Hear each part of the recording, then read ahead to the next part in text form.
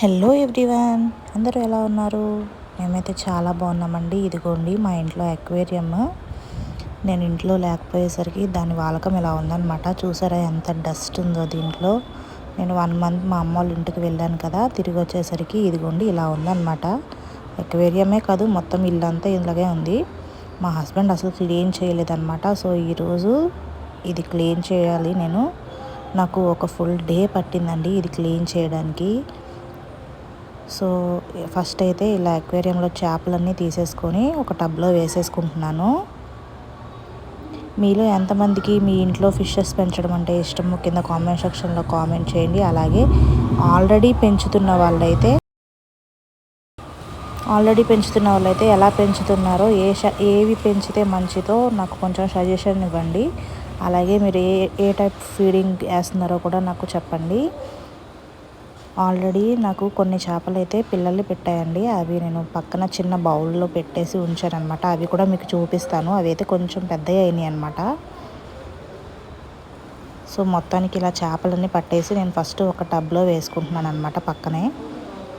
So చూసారు కదా, ఇలా ఒక 1 మంత్ మనం వదిలేసామంటే మాత్రం ఇలా ఉంటుంది అనమాట. ఇవన్నీ మొత్తం అన్నీ పట్టేసి ఇలా పెట్టేశాను. ఇప్పుడు ఫస్ట్ అయితే ఇదిగోండి వాటర్నన్నీ తీసేసుకుంటున్నాను అనమాట.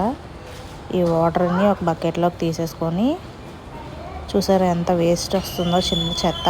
మొత్తం నాకైతే 3 బకెట్ల వాటర్ అవుతుందండి పెద్ద బకెట్తో.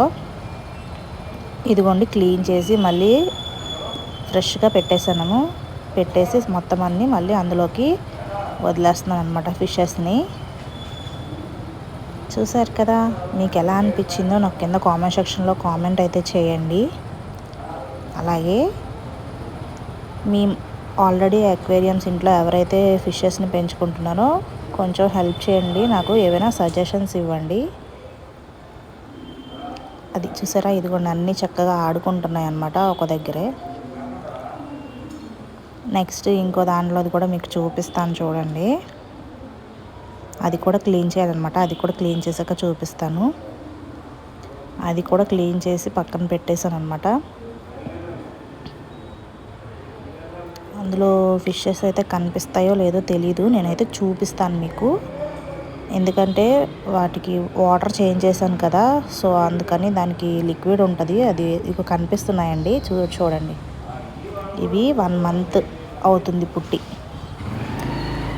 మళ్ళీ ఇంకో కొన్ని చేపలు పిల్లలు పెట్టడానికి రెడీగా ఉన్నాయన్నమాట. సో అందుకని ఇలా నెట్ తెప్పించానండి, అంతే. సో పుట్టినవన్నీ అందులో ఉంటాయి.